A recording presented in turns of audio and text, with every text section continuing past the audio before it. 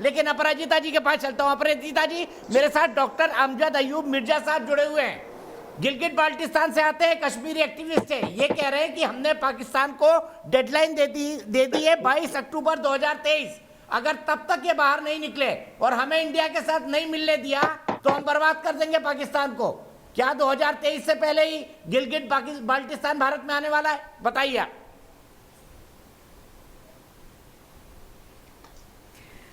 आप सबको मेरा नमस्कार।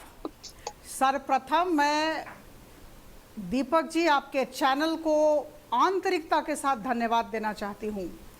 पाकिस्तान के विदेश मंत्रालय ने अंतर्राष्ट्रीय साजिश रचा भारत के विरुद्ध और एक टूलकिट की तैयारी की, और आपने इसका इतना बड़ा खुलासा और इतने अच्छे तरीके से भारतवासियों के समक्ष रखा, हम सब के समक्ष रखा। तहे दिल से धन्यवाद देती हूँ।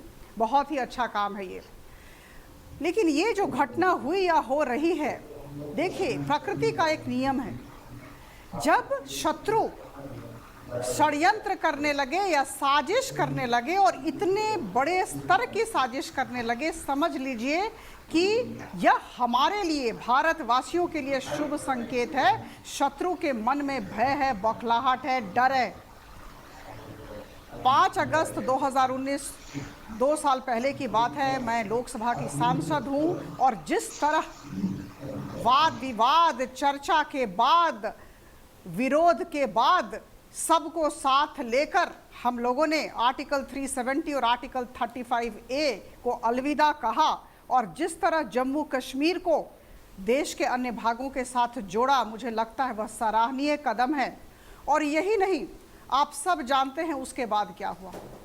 उसके बाद इस 2 यूनियन टेरिटरी में, जम्मू कश्मीर और लद्दाख में, जिस तरह के बुनियादी ढांचों को सुदृढ़ करने की दिशा में काम हो रहे हैं, सामाजिक क्षेत्र हो, आर्थिक क्षेत्र हो, मैं कहूँगी सर्वांगीण विकास की दिशा में जिस तरह के काम हो रहे हैं, मुझे लगता है हम सबको स्वीकार करना होगा, जो पक्ष में हैं और सत्ता पक्ष में हैं, विपक्ष में हैं और सत्ता पक्ष में, सबको स्वीकार करना होगा। और मुझे लगता है कि पाकिस्तान के मन में डर है कि जिस तरह का विकास का कार्यक्रम हो रहा है, निश्चित तौर पर उनकी विदाई तो हो चुकी है, और इसके बाद कुछ लोग हैं ऐसे जो उन्हें याद करते हैं या दिल में रखते हैं, वो भी उनका साथ छोड़ देंगे। देखिए, आप मुझे अगर कुछ समय दे तो मैं बताऊं किस तरह के काम आदरणीय प्रधानमंत्री मोदी जी के नेतृत्व में 5 अगस्त 2019 के बाद इन 2 यूनियन टेरिटरी में हुआ है। मुझे याद है 22 जनवरी 2020 जम्मू कश्मीर के सामाजिक आर्थिक बुनियादी ढांचे और संतुलित क्षेत्रीय विकास को मद्देनजर रखते हुए प्रधानमंत्री जी ने 80,068 करोड़ रुपए जम्मू कश्मीर को दिए। बहुत बड़ी राशि है ये।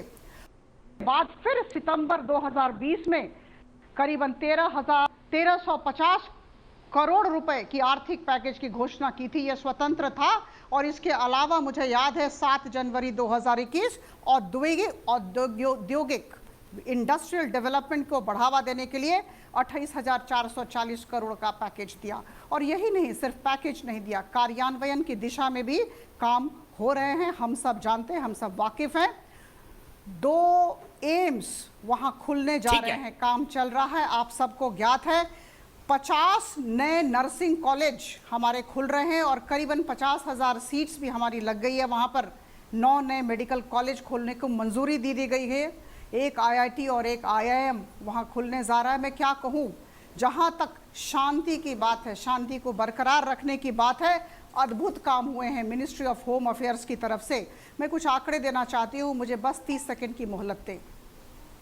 2019 में अपराजिता जी, मैं आपको बिल्कुल वक्त दूंगा ब्रेक के बाद। आप आंकड़ों को सम्मिलित कर लीजिए, मुझे ब्रेक के लिए रुकना है। ब्रेक के बाद मैं वापस लौटूंगा तो अपराजिता जी से और आंकड़े सुनेंगे और समझेंगे कि भारत कश्मीर के लिए और क्या क्या करने जा रहा है। लेकिन मूल सवाल, एक्सपोज हो चुका है पाकिस्तान, अब आगे क्या होगा? कब पाकिस्तान के माथे पे लिखा जाएगा सोल्ड टू चाइना? ब्रेक के बाद बात करेंगे इस पर।